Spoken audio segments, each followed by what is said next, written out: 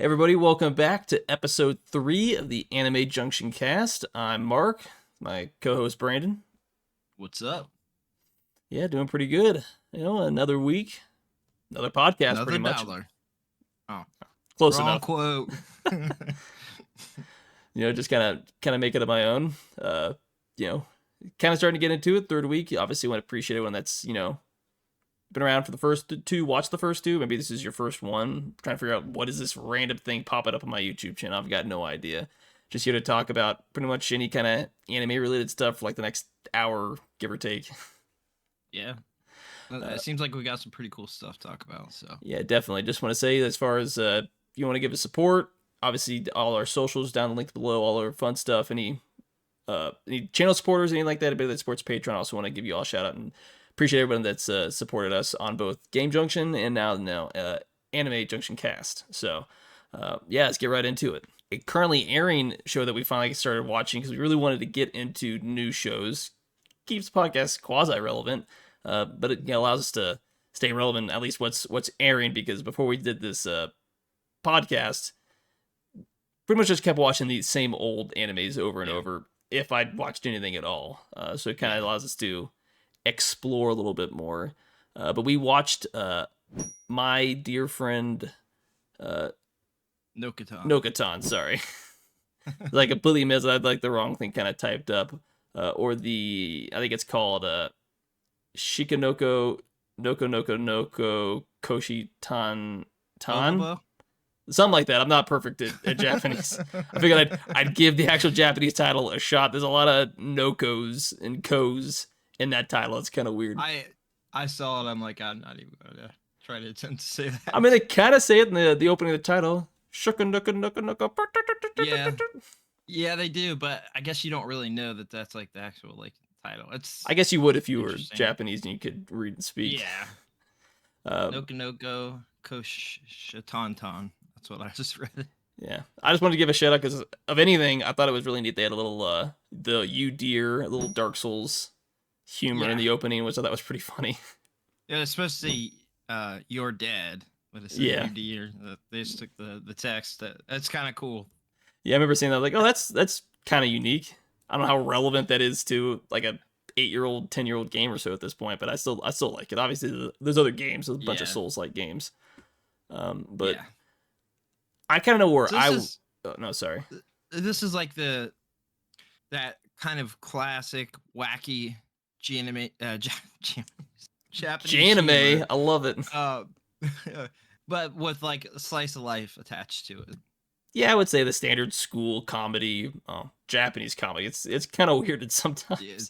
It's bizarre. No, but I was just gonna ask, like, what was your first impression of this show?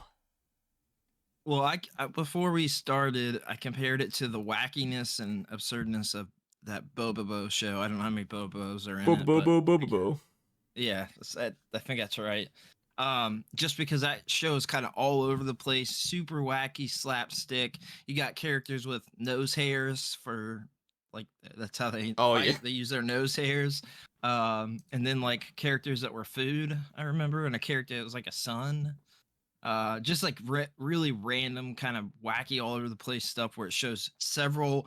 You might have like 5 different art styles and like sort of animated things in one episode where you get like a quick like Western sort of thing. Then you get a CGI like sort of thing. Then you get like chibi and you got the regular style all in one episode. Yeah. It's like super wacky, just kind of all over the place. Yeah, definitely. Because the deer, that super quasi realistic CG that just looks out of place. And nobody acknowledges that they're there half the time. You're like, you see this deer in your... Like, what's going on? I don't know. It's just like all over the place. You have no idea what, to expect. So, yeah, I definitely was not expecting this from it, though. Oh, it's just off the wall humor. The first time I got a glance through some clips of it on, like, some YouTube shorts, I was like, what is this? This is crazy. I feel like I need to watch... Like, it's not the first time to do the... what's it, a snake girl, or I guess the monster girl type thing, but it's a deer girl, and I guess there's I think there's like a bird or something like that, maybe in one of the later episodes, but that was crazy. For those that don't know, I don't even know how you really properly describe what this is. the first episode comedies. kind of starts with your classic, I'm the perfect student council president girl, except you don't really actually know that apparently before high school and she became, I'm going to say prim and proper, but she became like this school idol in such a sense. Apparently, the premise starts with she used to be a delinquent, but she wants to hide that past. Yeah. Runs into this dear girl, Noko or Nokotan, however you want to actually say her name, who's just, for whatever reason, with her deer horns, is just stuck up on a power line for some reason. God knows how she got there. And she could just smell, and she's like, "Oh, you used to be a delinquent. I know your secret." And that just starts the whole premise of For no reason. the crazy wackiness. However, I don't know how she knows this, and it goes in, creates the whole. Both this Nokotan and the homeroom teacher, I believe, they get her. They like strong arm her into being the president of this deer club, essentially, which has to be taking care of deer, which just means, hey, take care of me. And there's the weird animation because it's seeing like she's like got a brush and she's brushing her hair, but the head gets like super pulled back, and then it does like the whole bobblehead thing back to straight. Oh yeah, it opens up the head. Yeah, I think there's a scene too where she's like, "You're the what do you have ears? Not ears, horns for?" And she's like, "Oh, I just take them right off." Antlers. Yeah, it pulls off the whole top of her head. I'm like, what is going on? Yeah, the whole head comes off. I was like, what the? I'm Yeah. watching. I think it kind of made sense because I've seen some people talk about it. It's like, technically only the male deer have antlers, and that's true for most deer species. Yeah. I think from what I saw, there's like I can't remember the actual type of deer. I don't think you call them deer, but you call them something else. There are a few, one or two deer species that I know of off the top of my head. I just can't remember the actual name.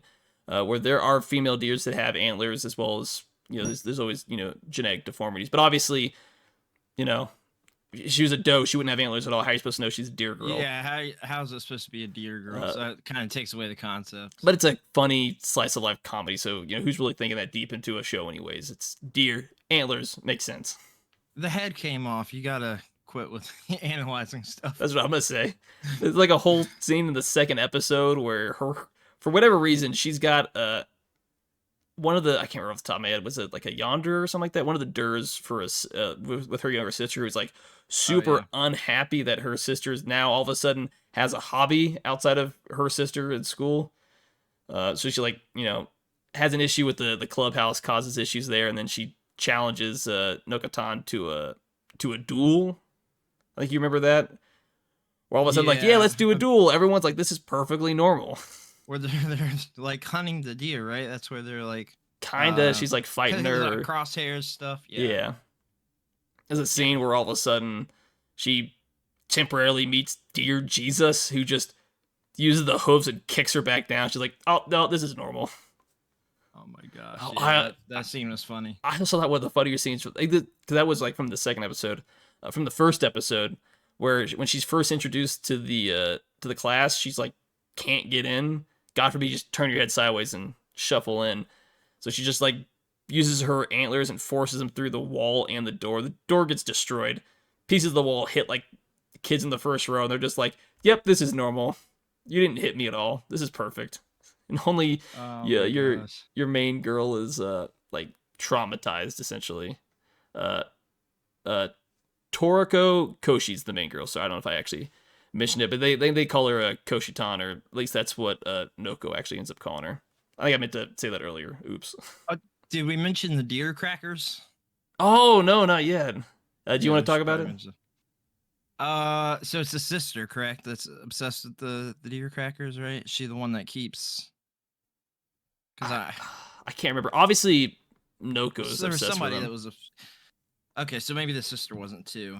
I don't understand like the whole concept of the deer crackers. It doesn't translate well to me. I don't really get it. Oh, I guess I can. Obsessed with them, kind of. Yeah, like Is there like a thing behind it? Yeah, because if you watch the actual ending of the anime, part of it they show how they actually make those actual deer crackers. Yeah. And then they wrap them up because that's an actual thing they do in Japan. I think it's in. I'm pretty sure it's in Nara's, like where the big deer hub in Japan is, where you essentially buy these deer crackers and you feed them to the deer and the deer like them. I think they're pretty bland as far as technically a human could actually eat them, but from my understanding, they're pretty Like dog bland. biscuits. Yeah, that's the assumption I would make. So the My deer really dad like them. forced me to eat a dog biscuit when I was a That's kid. crazy. Reminds me of my Yeah. sister's like, I'm gonna eat wet cat food. You're Oh my insane. god. Ew. What? I don't think she was absolutely. Oh, this was That's long nasty. ago. But I remember that happened. I was like, I don't know what's wrong with you. But Oh god. Yeah, that's terrible. I don't know how addicted the deer are to him. Obviously, food is food. I would assume to a deer, but Noko is just like super obsessed with him to the point where she's like drooling over the place. She doesn't care about anything else other than getting the deer crackers. I do remember that Yeah. being just kind of crazy. I mean, I don't know how much is this based in reality. I think there's from the time we're recording this, there were like 7 episodes out. Yeah, 7. And That's I've only what I watched the saw. first like 2 or 3. Still have a ways to go, but I thought it was just a off the wall comedy as far as like Japanese comedies go. Yeah, if you want something that's like really absurd, but it has actual funny moments that I kind of thought were fun. There's a lot of it where I was like, I don't understand the humor, but obviously that kind of makes sense because some things aren't going to translate to me, Yeah. and that's okay. But there's a lot of like actually legitimately really funny moments where I did like laugh and had a good time. But it's not something I would normally watch. It's too off the wall for me. I'm sort of kind of in that shonen world and like things that sort of spin around it. I like some slice of life. There's definitely stuff I like. Yeah. There's some things like Orima, which you could say is absurd and has some of those moments with the chibi things and the big heads and um yeah, so there's some of that I like. It's just this is crazy. The show is insane. Oh yeah, It's it's all crazy. over the place. Got that typical off the wall Japanese humor that I guess a lot of shows are known for. As far as like other shows, that's definitely reminded me of. I was trying to think. I thought it was a show called. I was trying to double check. I thought it was. I think it was F, if I'm not mistaken. Obviously, there's some other like slice of life stuff, kind of like Blend S type stuff. Yeah. I wanted to pull that up. I don't think maybe. Oh, is it F or is it R? I can't remember now. Sorry, I should have. I thought I No, had you're this good. pulled up, but yeah. I did see that this was actually in a shonen magazine originally. So it was serialized in Kodensha's shonen magazine called Shonen Magazine Edge. So I thought that was interesting. Now it's on a website. The manga. This is the manga, obviously. Yeah. Okay, so I guess some of the ones that I kind of remembered of, as far as the humor wise, obviously Gintama has a lot of Oh crossover yeah. in the humor, Yeah. and then like especially Space Dandy, Prison School. Prison School maybe to a lesser degree. It's a little bit more perverted on the comedy side, but at least Space Dandy as well definitely reminded me of that. Obviously, there's a lot of comedy shows out there that it reminds me of or have a very crossover of the humor, but that's kind of what it felt like of Yeah. just episode to episode. There's no real overarching. I guess there technically is, though it's kind of loose, but it's just you watch it because it's just insane humor, and I that's what I got I out of saw it. I saw some. There was a couple. There was, I think, 2 scenes, but the one stands out. Do you remember the show or the anime? Oh my goddess. Do you remember that? Yes, I There was like a do. scene. There was a scene that was like kind of capturing exactly what I remember from one of the manga covers. It was kind of like pulled straight out of that manga volume. I just remember that seeing that, and it was like replicating it. I thought that was kind of neat because I haven't heard about that show in a long time. I mean, think It's about been old years. shows that kind of had a crossover. Full Metal Panic, Oh yeah, Fumofu, yeah, yeah. another old one that it kind of felt like it was Forgot about just that. super off the wall. Because I think that's the right Full Metal Panic series. Where I remember seeing a clip recently where there's like, uh, it's the main dude. I don't remember all the characters' names, but him and the girl are on the bike, and there's a cop that has a problem with whatever they're doing, and then she comes Yeah, after him, so he just beelining it away, and it's just insane hilarious. type thing. But That's a good, you had the same, crazy show. yeah, same type of comedy. But obviously still a lot more. Hopefully, I get around to actually finishing it. That's the plan, Yeah, anyways. yeah, But I mean, from what I've seen, if you're into any kind of comedy as far as anime or Japanese comedy, I thought it was a pretty good show. Just off the wall humor outright. very off the wall. You gotta go. I think probably go in kind of expecting that. Yeah. Like I'm assuming most people that are gonna watch this are gonna sort of know what to expect before.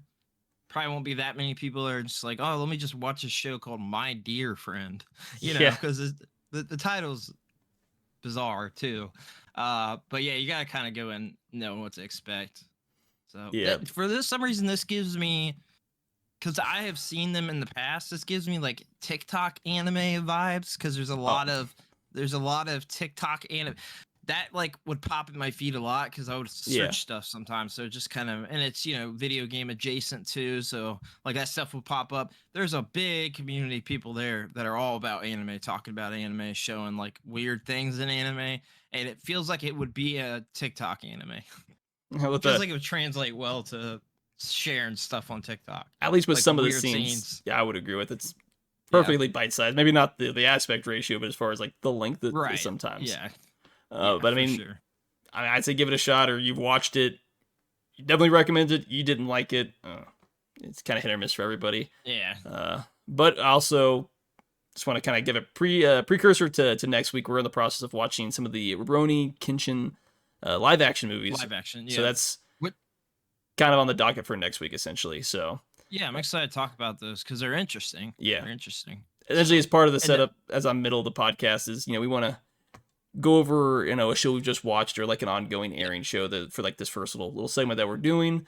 And obviously, I think in the first two, I can't remember what was episode 1 or 2, there was a bunch of upcoming shows, especially in the fall, that we definitely wanted to watch. So we talked about last episode. yeah, I I think. believe so. I mean, it's only Yeah. episode 3, so there's only 2 other options. There's only two to remember. I think we did. Yeah, last episode. So Yeah, there's some cool stuff. Some interesting stuff coming out. So no, absolutely. Uh, we just got some news. I know we talked about this a little bit on the Game Junction podcast. If any of you have watched that, there's any crossover. But we just got an actual full trailer and news for the new animated movie, The Lord of the Rings: The War of the Rohirrim film that comes out, I believe, this December 2024. Uh, yeah, that this is an interesting one because we both like the IP. I don't oh like yeah, stuff that's come out for it for a long time. I think the Golem game was terrible. I didn't like Rings of Power. Did you like Rings of Power? not really. I didn't. I Because didn't. I season didn't even two finish comes it. out this year too, and I didn't like it at I all. think I watched like an Um, episode or two. I didn't care for, but I had issues with the Hobbit movies that I think Peter yeah, Jackson that's also the other did. thing. But that was more of a should have just been We one only movie. needed one movie. Yeah, one movie. If they can condense that all down to one movie and give the best moments from all of them, because I didn't even watch the third movie.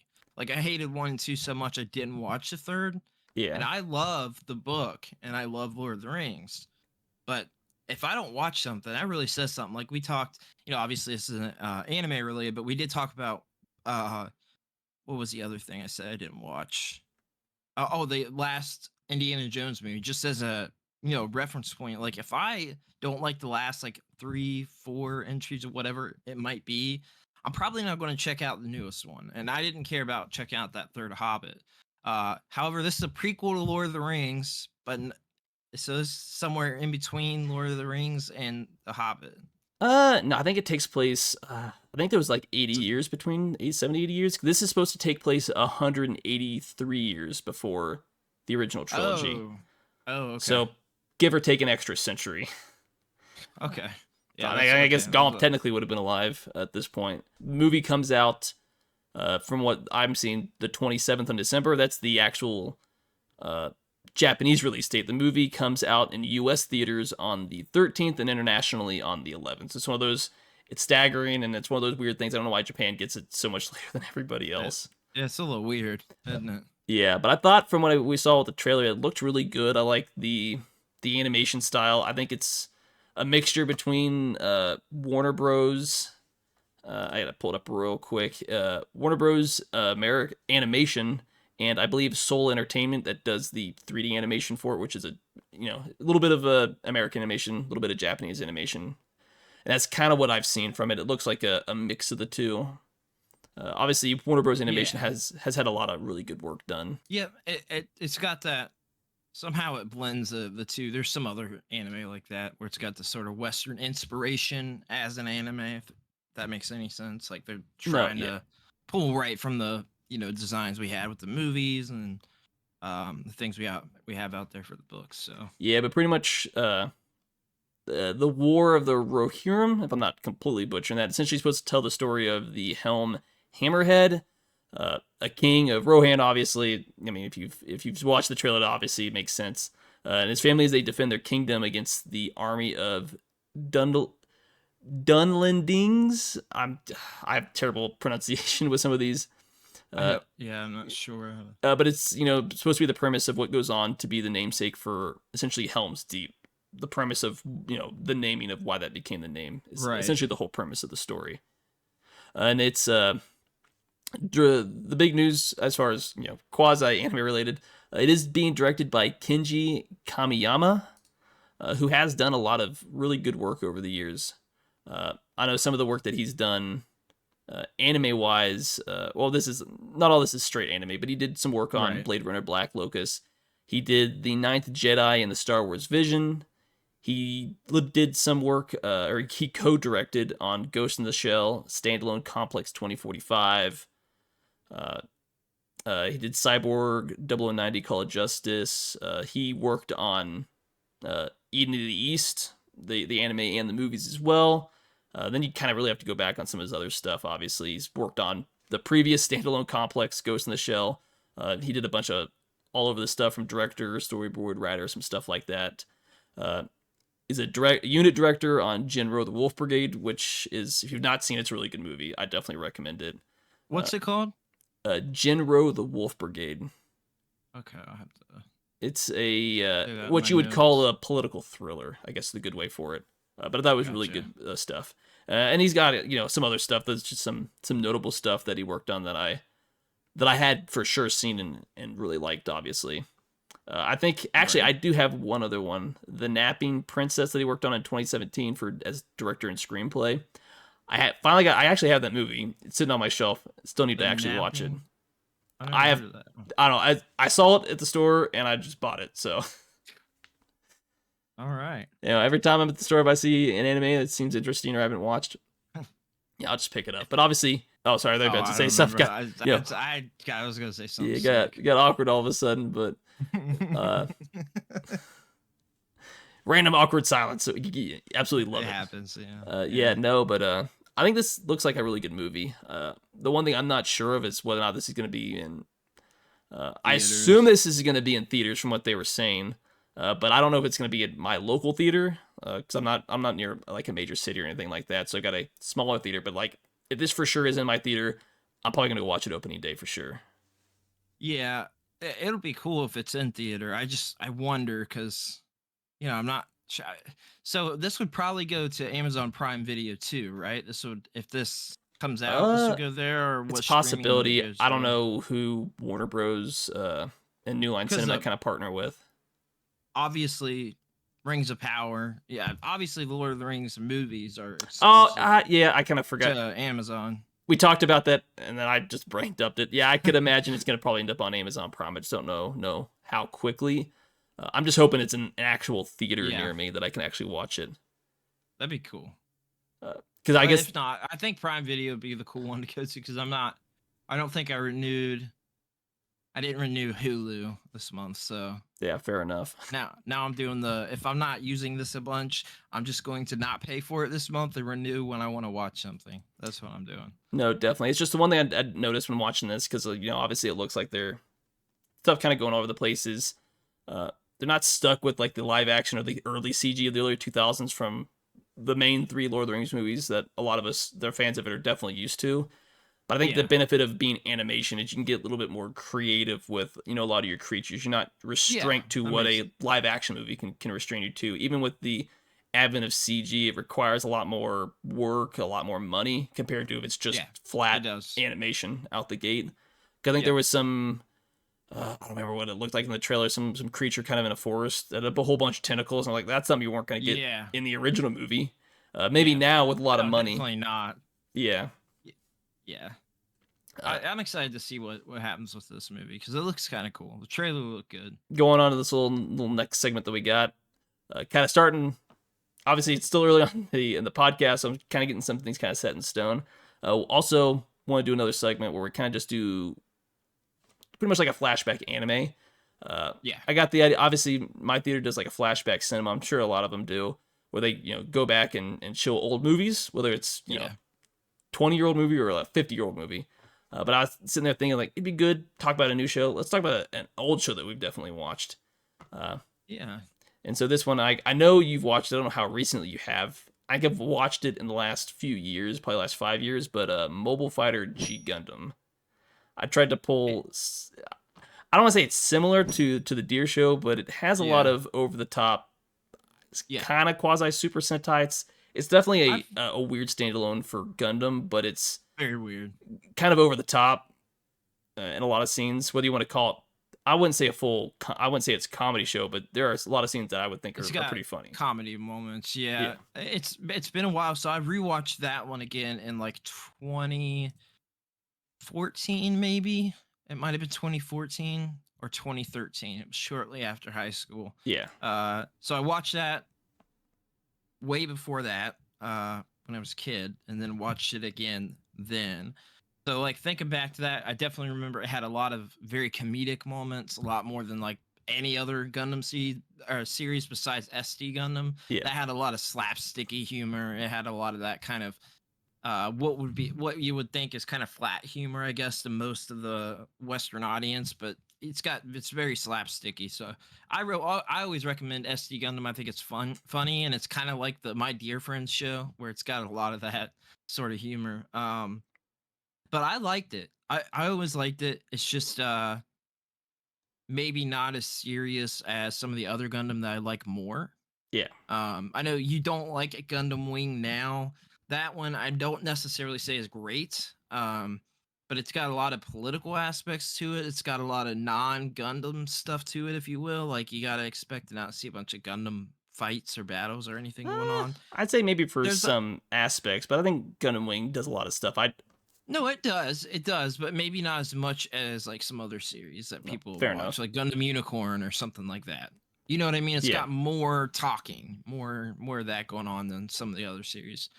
Um, but I would say it's probably up there for me as like one of the better ones. I don't know. What do you think? I would say uh, thinking it's it's not a top 3 or anything like that, but it's fun. It's a fun yeah, show. as far as like the Gundam specifically, because it's a really Yeah. big. There's a lot of shows. It's kind of hard to There's a lot of say. shows, yeah. Maybe top 15 of all the series that I've watched and enjoyed. Yeah, I was Yes, gonna say top 10 maybe probably top for 10 me. on the bottom end because there's a lot I like, but obviously, uh, and I wouldn't say it goes as hard, but obviously there's political aspect. Yeah. The war really isn't there because the idea is instead of fighting wars constantly, let's have essentially a competition where the best fighter, Yeah. where you fight essentially in a giant robot, a Gundam essentially, and with this tournament, Yeah. that the winner determines or what country, what neo nation that you represent, the fighter is the winner. It's essentially rules for like the next 4 years, 6 years, or Yeah. whatever the actual time is. Like I count the top of my head, I can't remember. It's kind of irrelevant. But that's an interesting take. With a quasi of a tournament, kind of feels like Super Yeah. Sentai ish. Yep. A lot of over the top with the Domon Kashu.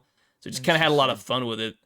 Because he's like super over the top sometimes, and he just really fits the Yeah. role with the voice actor. You don't really see a lot of times where an English voice actor really plays the role, the over the top role Yeah. in English, like the Japanese voice actor would, and it just fits perfectly. This fist of mine or Yeah. this hand of mine is burning red. The whole You know the flaming who's hand. Goku's voice actor would fit pretty dang well into that. A Yeah. Japanese voice actor, that is. Ah, yeah. Yeah, that's got that whole over the Bunch top, and of he just screaming. it's kind of sometimes it's a little hard to explain, but for those that have actually watched it, you kind of get it. Where it's just Yeah. he plays the role so well. Yeah. Uh, He really gets into it. He really oh gets yeah, into it. where you just feel like Yeah. he's actually that character who's just shouting constantly, nonstop. That's all he What? does. I also like it's one of the few times where it did the narration differently, obviously, where it starts off with the actual narrator being an actual character, Yeah. sitting down there talking, and then I'm taking off my one of those little jacket. Are you ready to fight? Kind of like a narrator in a boxing ring or something like that, or MMA or whatever you want to talk about. He's just trying to get the crowd hyped. I think there's a few times they technically had Domo and interact with them. It's like, have you seen this man with the ripped photo and stuff like that? I was gonna say because I was just interested to see what kind of reception it got. On IMDb, it has a 7.4 out of 10. It's kind of the same thing with That's my anime list. Uh, yeah. Narratively or as a whole, I could see it not being super great. 7.5 out of 10. I think it's like a Well, like a the fair other rating. thing is like the whole tournament type deal that they do, which we talked about this already Yeah. before the podcast, and on a separate podcast, that the tournament thing was like very popular. It was just like the trend for anime. Yeah, at the Everything time. had to have a tournament during this time, and I think the tournament isn't as serious as a war, so it's kind of yeah, are these fight scenes like just kind of thrown in to make it Gundam? Like these are just here's the Gundam part, Yeah, it kind of but the feels like rest is like at times the political aspect is just kind of shoehorned in to move the plot forward and stuff like it that. does. Yeah, and it feels like the tournament is just there to appease it being a Gundam Yeah. show. Like I get why at we haven't times. got like another one after the fact, but it's over the top. It's over the top in even some of the Gundam designs where you might say they kind of pull stereotypes, but it's arguably got some of the more unique Gundam designs for each country because so you got like Neo Japan, just add Neo in front of the country, Neo Hong Kong, Neo well, step back for a second. You got your five main characters. You've got a Domon Kashu for Neo Japan. Not one of the five main character. Master Asia, undefeated of the East, for Neo Hong Kong. You've got a Chibity Crockett for Neo America. Jibbity cricket. Chibity, yeah, Cricket. Jiminy. The name's gonna fit. What's it? George Desand for Neo France. Sai Saichi for Neo China. And then Argo Golsky for Neo Russia. Yeah, I think that's the main five. So Domokashu, Chibity, George, Sai, and Argo are your five main core. Because I think this was the first one where you have your boy band esque main characters. I know Wing really went into it, as well as Gundam 00 and stuff like that, where it's like the five main guys type thing or something like that. I didn't know that this was necessary. There's a couple fun, interesting facts about it. I didn't know this was necessarily meant to be a reboot of the series, but it's commemorating the 15th anniversary of the series, and they wanted to reboot it. Obviously, it's got its own self-contained story. Yeah, but it's the first one to do that, according to it's the first what you would call alternate universe. This is the first show that wasn't essentially in the Universal Century timeline, which is the main timeline of Gundam. Right. And then another thing is, it says during its conception and Japanese television debut, G Gundam was met with controversy among its production staff, sponsors, and fans because it took a wildly different approach from the previous entries in the series. But now it's cited as a milestone in the long-running series that ultimately proved very popular in the region. So I could see that. Interesting. You've had 15 years of you've been doing one thing consistently. Because you ever watch Universal Century from the original 3 series to Char's Counterattack to F91, War in the Pocket, all that fun stuff.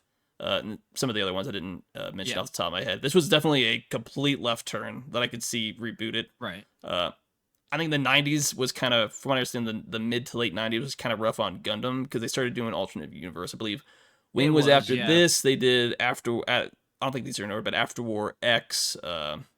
There's another one that I'm blanking off the top of my head. There's a few other Gundams. Movies that you're talking about? No, there were actual shows. I know After War X, and I think I'm missing one more. I'm sure somebody will say, "Hey, you're stupid. This is one down the comment" type thing. I can visualize it in my head. I just can't think of the name of the show. Because then it was around the 20th, but it was like 2003 or something like that. 2002. 2002 for Tsunami. when. No, I meant for like the next series. Gundam Seed came out and did a hard rebooted. Seed was far more well received. I thought like maybe 2003.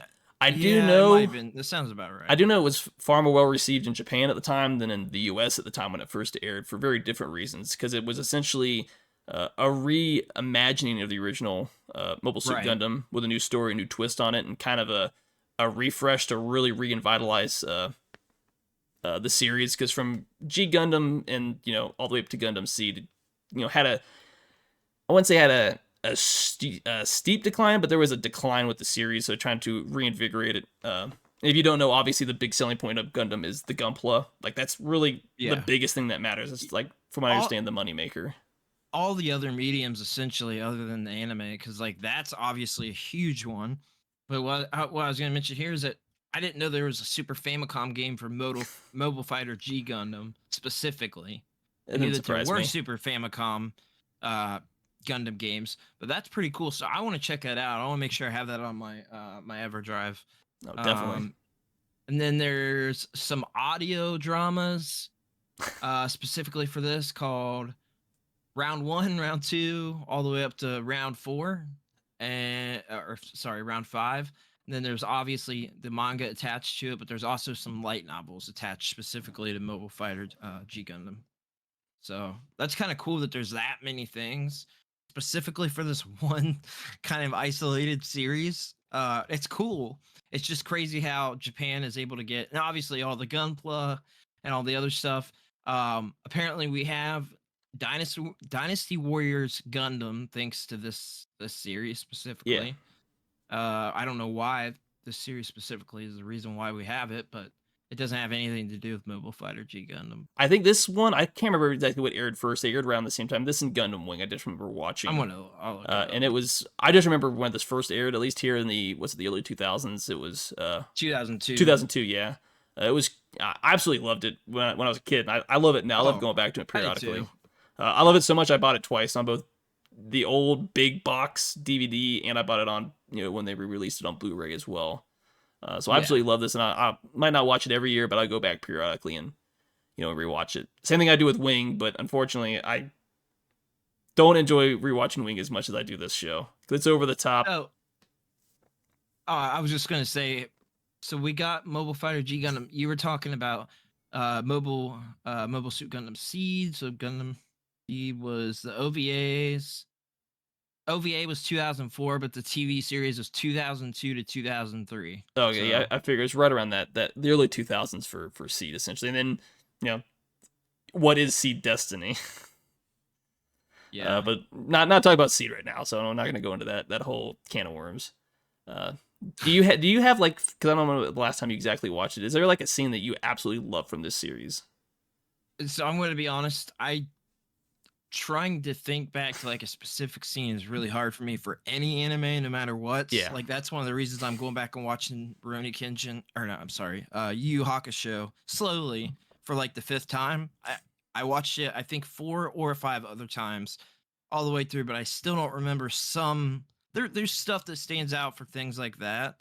But this I watched sporadically for the first time on Tanami, so there were episodes I missed a lot Yeah. of times. So I never watched all the episodes then. If I missed something, you're out of luck, But then I did rewatch it again in 2014. I don't remember any specific scenes, but we were talking about it earlier. I just remember this being super comedic, not serious whatsoever.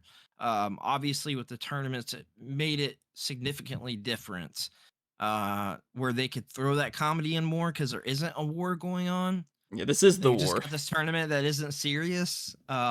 So I definitely like that. It's cool to see. I didn't know that it was supposed to be a reboot exactly, but it makes sense. Makes sense that it's an isolated series, that it's kind of a reboot and can stand on its own. And I also didn't know that it was celebrate the 15th anniversary. Uh, but I always did like the Gundam that came out of this series, because I was kind of looking on here to refresh my memory, and I really like it. Apparently, there's a movie too, specifically about this. At For least there's a G for Gundam. Mobile Fighter G Gundam. I'm looking at it, it says Requiem for Vengeance, Requiem. and it was on Netflix. Oh, that's I don't think that's come out yet. Requiem for Vengeance. Oh, It's a that's oh yeah, Universal 8 months ago Century. for the. That's for It's the that's for the 1 year war. popped up. Sorry, Okay, gotcha. So I had to correct that. speaking wrong there. No, you're good. Uh, but no, I really did always like this series.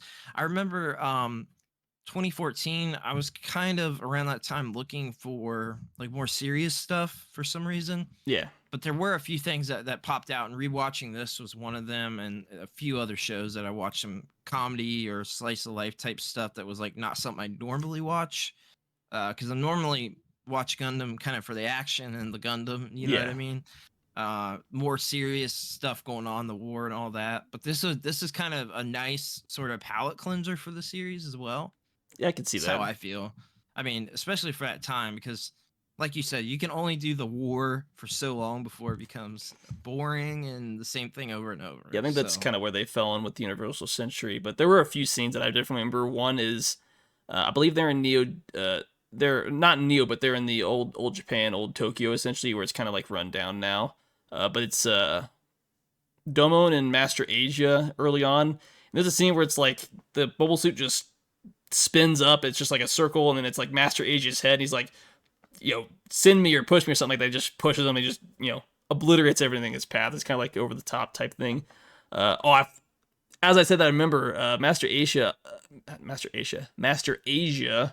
also had oh a yeah. horse that also had its own mobile suit. I don't know how you work with that. It's like, I believe it's Funsaki or something like that.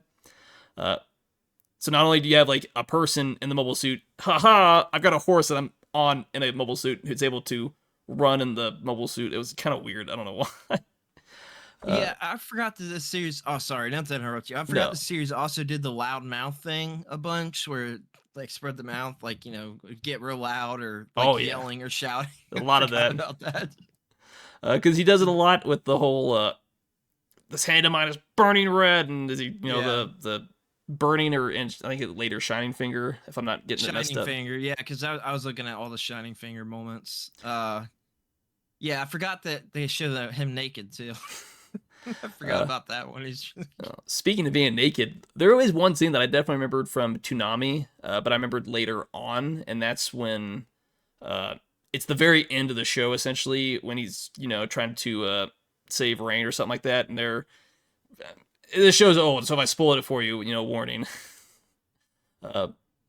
Uh, but he, essentially goes in and rescues her. She's like, because she was kind of like possessed by like it's like what the Dark Gundam or Demon Gundam is what it actually yeah, was. yep, And she comes out, now she just got a drape, and him and her use the whatever power they do, and it shoots like a heart through the the Devil Gundam, and that's it. I do remember yeah. that scene for whatever reason stuck in my head for years after the fact.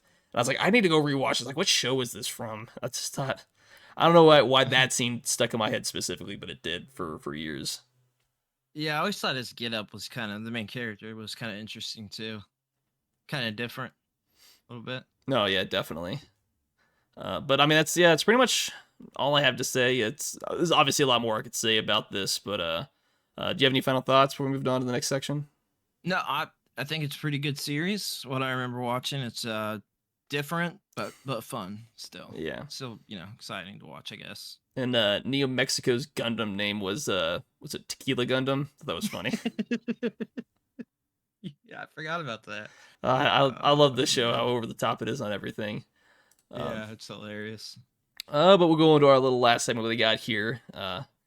So it's kind of like a quasi relevant stuff, nothing super time sensitive, but needs to talk about. So for those that don't know, all of 2024 has been the Ghibli Fest going on. So if you haven't been tracking, every few weeks or so, there's been a new Ghibli movie that's been in theaters for a few days essentially.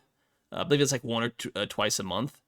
Um, before we go with this in specifically, what do you feel like being able to go and rewatch old movies that aired probably before you were even born in theaters, or stuff you watched as a kid but never had a chance to go watch it in theaters? What do you feel about stuff like that?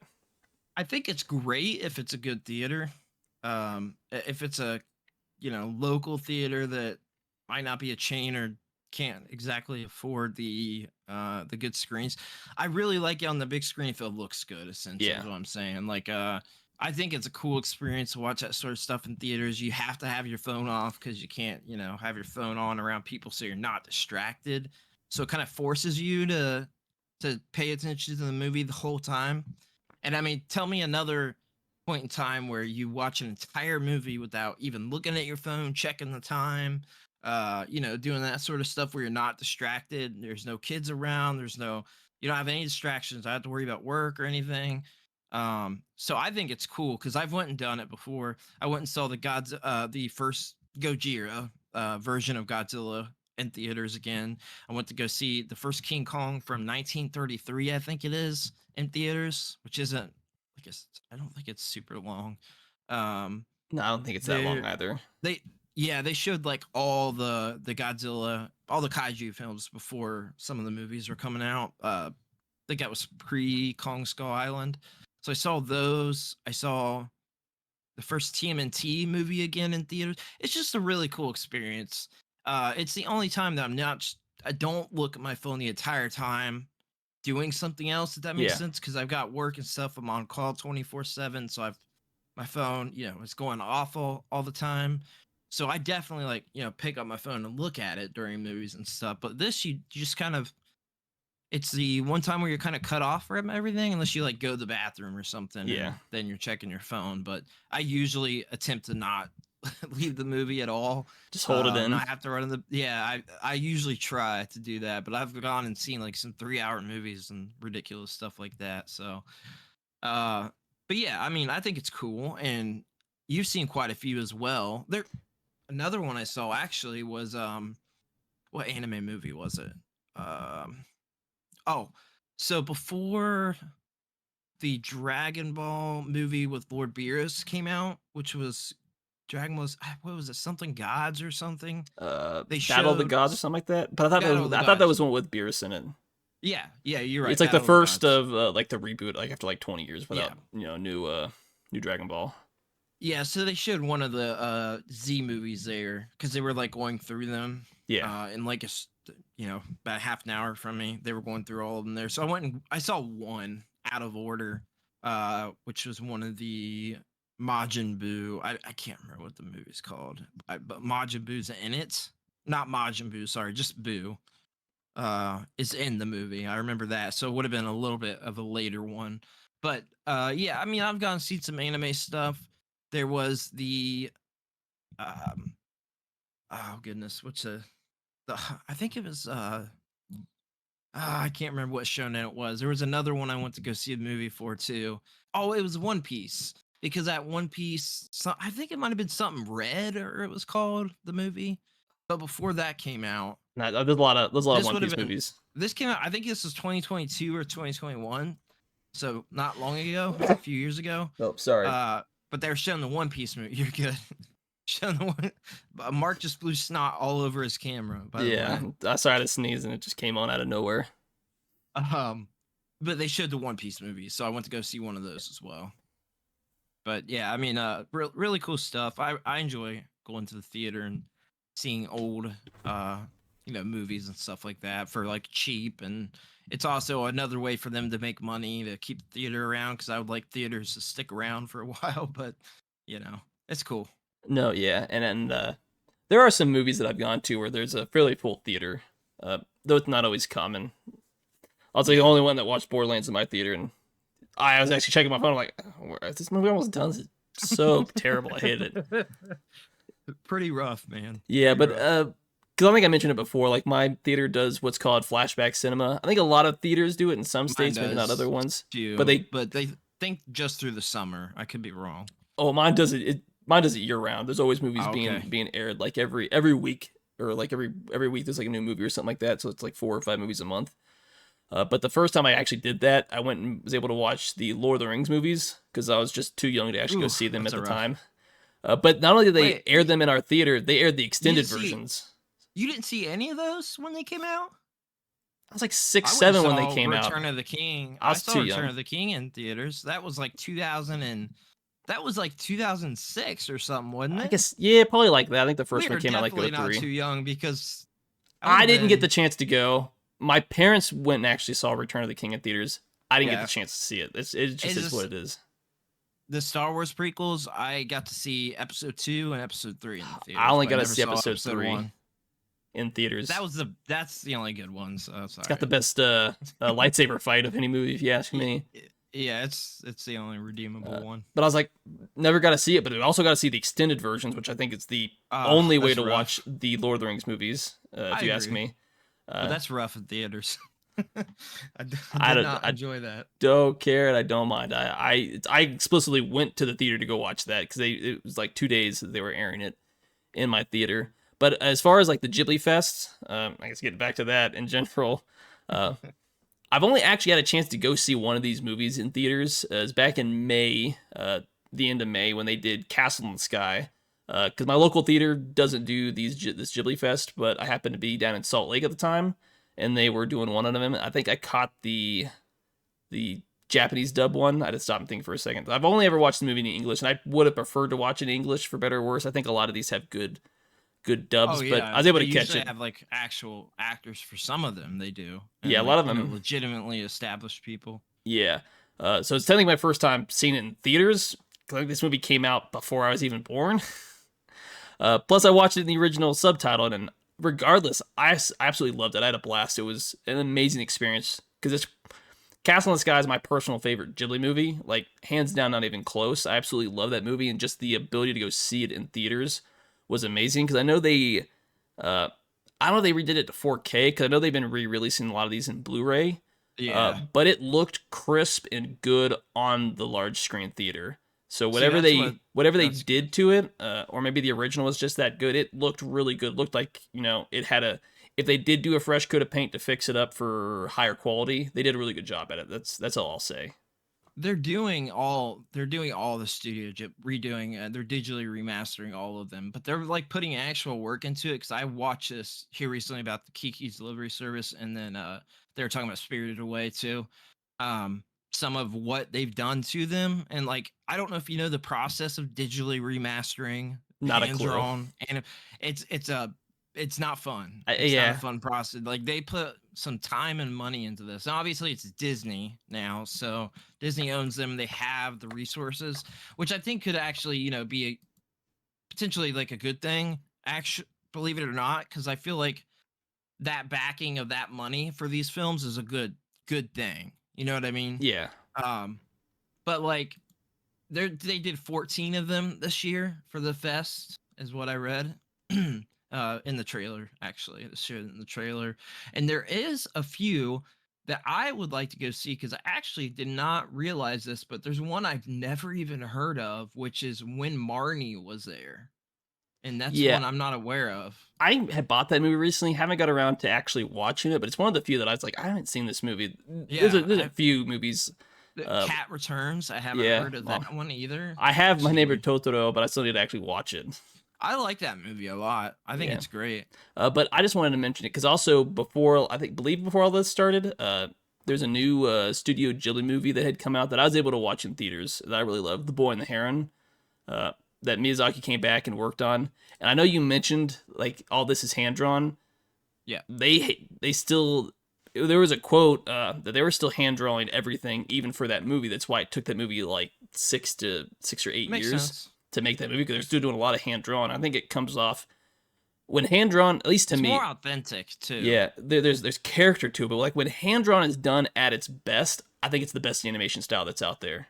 Oh, hands down. I mean, like this isn't just for anime either. Like we're talking like any cartoons. You go back to like animated cartoons in the West, and all the hand drawn stuff to me holds up as good as anything that's coming out today. In my opinion, I think like with just hand drawn animation as a whole, there's something more authentic about it. It always holds up. You can go back and watch the Mickey Mouse shorts, because I have them on Blu-ray, like Steamboat Willie. Oh That yeah, still holds up. It's black and white animation, but it holds up as good as ever in the way that it looks. The presentation. So like that's the same for anime. Like my favorite anime are all in the 80s, all of them. All of my favorite anime they came out in the 80s, and there's stuff I like before that too, because there's stuff in the 60s I like, there's stuff in the 70s, but most of my favorite came out in the 80s where there was nothing else to do but hand drawn, and yeah, it was way more authentic. There was way less anime coming out, so you could keep up with it too. I feel like you didn't get that overload of My Dear Friend or things like that. Things like that. fair I had enough. to thread in there. You did, but seriously, I feel like when there's more time involved and invest in these things, like yeah, you don't have as much coming out, but you're still having enough where it keeps the medium alive and well. But at the same time, you're getting more quality stuff because nobody's going to throw out 3D animation. They're making these animes so quick. You can go on YouTube and just look up 3D animated or 3D animation process, I think is what I watched. And they can churn these out in like a week. They can get an episode of something out, 1 or 2 episodes in 1 week. They're Yeah. so similar that they have a drag and drop template for how the anime is made. So these studios are drag and dropping everything. So all they change is like facial features, things like that. As far as like the animation style for characters, it's all the same. Like they're doing it. It's the same with music right now. It's the same, with some other stuff as well. But it's a drag and drop template. All the anime, nothing stands out to me. The only things that stand out are attached to other properties that I already know about. You know what I mean? Yeah. If that makes sense. Or it Like does. there's very I just want to say, or like the story does something different and unique to actually yes. stand out. Yeah, and if I hear something, I'll watch a trailer. I almost always do. If somebody tell me about something, I note it, and then I check out a trailer. I'd like to be aware of like what's going on, and I just think that the 2D animation style it just stands out more to me, and now it stands out more than ever because nobody else is doing it. Oh So yeah, that's how I feel. I mean, yeah. It's I'm with you. I love it. from what I understand, maybe I'm wrong, but as far as like major animation, outside of Studio Ghibli, like hand drawn animation has long since been a dead art. Yeah, Like a lot of the it's dead technology doesn't even exist anymore. Like it would be so expensive to to transfer. Yeah, recreate it. I have seen some digital animation that tries to recreate old. So if you've ever watched Mobile Suit Gundam: The Origin, which is supposed to be like essentially like Char's origin story lead up to the yeah, 1 year war from the original Mobile Suit. In the third opening, I believe when they recut it, instead of from the OVAs to a TV cut, the third there's like a short little clip during the third opening where they took a scene that they'd put in the show and made it look like it was made back in that old hand drawn era from like the 79 show essentially, and it looks really good just with a higher frame rate. So there's some neat stuff you could do with digital animation as far as giving it a hand drawn look, but uh, it doesn't always have the authenticity or it doesn't always come across the yeah. same. But I mean, to be fair, well, it's easier and cheaper from what you were saying. When hand drawn was done cheap, it doesn't really look any better or any worse than cheap digital animation. I try tell me a cheap looking 2D animated show because I can't even Oh, think of anything that looks cheap like that off the top of my head. um, uh, oh, I was trying to Google Because something. to me, and especially now, obviously, it's a dead art form, and there Yeah, are people that keep dead arts alive in an aspect. I follow some people on social media that do some animated stuff or anime type stuff. Some Japanese people that do like hand draw animation stuff for like really short shorts. So they'll do something that's like 3 minutes and kind of zoom through the process in 60 seconds or whatever. Um, and like kind of show how they do it with the transferring of the 2D arts back and forth of how they do that and that process. And you said, yeah, not having some of the tech around anymore. Like that's a whole thing. yeah, because I Um, do know that's one thing where it's just a lot of the cheaply stuff that they use made. to make it for it just doesn't exist anymore, and the people that Right. know These how to studios don't use even it, own them. either aren't around anymore, or if they are, they've been out of it for so long. I mean, God knows if they remember how to do it. I Not was gonna not to say you can't have new technologies and relearn how to do stuff, but it wouldn't be easy or cheap, especially if you're only looking at it from a financial aspect. I was gonna ask you quickly since we talked about Gundam a few times. Have you ever seen the Char's custom GameCube? It's not actually custom. It's a real Nintendo release GameCube, but it's one of my top five holy grails. It's like a loose like a $1,700 GameCube and then like boxed. I can't. Oh, yeah, because it's like a red one, but it's got the Xeon Yes. logo on the top and stuff Yep. like that. It's beautiful. It It's looks one of pretty my. cool. I've seen one and played in one in person. I had a guy that came over here. He's the one that showed me the Famicom TV because he has it, and then he introduced me to what is now my favorite 2D platformer, and I can't even think of the name. What is wrong with me? Gimmick. The game Gimmick. It's like a $2,000 Famicom game. You Yeah, remember me telling you about that because they're making a sequel. Limited run is. Um, but yeah, he introduced me to that. He brought over the Famicom TV, brought over a twin Famicom, and then brought over this GameCube. And I just it in person. it just doesn't translate how beautiful this is in person versus on the internet, because it's just this thing stands out so much. It's so cool. It's just a cool uh, Gundam fact out there if you weren't aware of it. But definitely look it up. Unfortunately, we can't bring stuff on screen for video viewers, but maybe at some point we'll be able to, because this thing is really cool. So just Google Char's custom GameCube. Yeah, all I'll say Really is, because I found one on eBay, and it looks like it's got everything, the old box included, and it's like $1,000 on eBay. Is it the real one though? Because that seems really cheap. Because there's a lot of people that make fan ones. There's a chance it might be. I $1,000 don't seems know cheap. if it's Crap. it's just the first one that popped up and stuff like that. And then it had a box with all the stuff, so I don't know if it's real or not. The big red box. Yeah. I want to look it up just because you got me intrigued. Yeah. Whoa! I see box only 190. Oh, maybe I don't know if the price went down. It was well over 1,000 when he brought it over. I looked at. Yeah, I mean, obviously, prices could change. Some people have the same thing listed a little bit more and stuff like that. It could just be that one listing for all I know. But yeah, I mean, I see one on here with box for $850. That, to be honest with you, like you ask me and I think about that. Obviously, that's a lot of money, but that to me is like cheap for that. That thing is beautiful.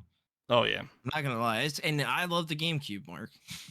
No, so if you want to give me a Christmas present, anybody grab that. I'll put it on my Amazon wish list. Yeah, when I hit the jackpot of the lottery, I'll definitely get on top of that. Fortunately, there's a lot of money for me right now. It's a lot of money. Yeah. But I guess I had one last thing. Are you going to try to go see? I know you said it's Kiki's Delivery Service is one of your favorite movies. You want to talk about it in an episode if I can see it? At least. Yeah, we can. I mean, at least from when we're filming this comes out back half of October 2024. Okay. So I don't know if I'll be able to actually go to the theaters and see it. That'll be kind of a hit or miss because I don't know if I want to drive 3 hours to a theater to actually go watch this specific movie. I'll definitely, if you go to the theaters, I'll make sure I at the very least rewatch it, at home and stuff like that. Because I definitely love to see this in theaters. Because of and we definitely talk about it. I was able to see my favorite Ghibli movie in theaters. So if you're able to, that'd even be better. And then just the experience. Because I think for you and me, both of these movies came out in the 80s. I love both of them. I love Castle in the Sky too. Yeah. I mean, that's my second favorite. So like, and it's a hard pick on them. I just feel like there might be a little nostalgia attached to me watching that probably 15,000 times, having it on VHS. You only had so many VHS, right? So I rewatch stuff all the time, and that was one of them I just happened to get for Christmas, and I would take any anime I could possibly get. And at that point in time, when I was that young, because I remember I was in the anime 7, 8 years old and knew what it was. And I told you the story about when I saw Dragon Ball GT, I was 9 when I would watch it on the Japanese channel in the middle of the night. Yeah. So I've always loved anime since I was a little kid. So no, definitely. But yeah, so if you're able to see this whenever you're watching this, it's still ongoing. But regardless, I think every Ghibli movie is a gem, and I'd recommend everyone to watch it, even if I still have quite a few to watch myself. I'm in the process of trying to get all of them, so I can definitely watch them. But unless you had any kind of last things to say, we wanted to kind of wrap up the podcast real quick.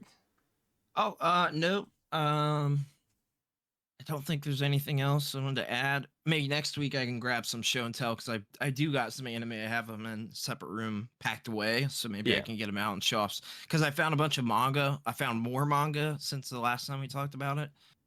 So I can show those off. I found my Yu-Gi-Oh! Volume 1. I got like 7 or 8 volumes of Dragon Ball Z, a couple other, one random World War II manga. I don't know what I have. So... No, yeah, but definitely appreciate everyone that's able to watch this and support. Hopefully you liked it. If not, maybe you won't watch it, or just tell us down below what you want to see, what you think about it, and we'll see y'all next time. Peace out. Peace.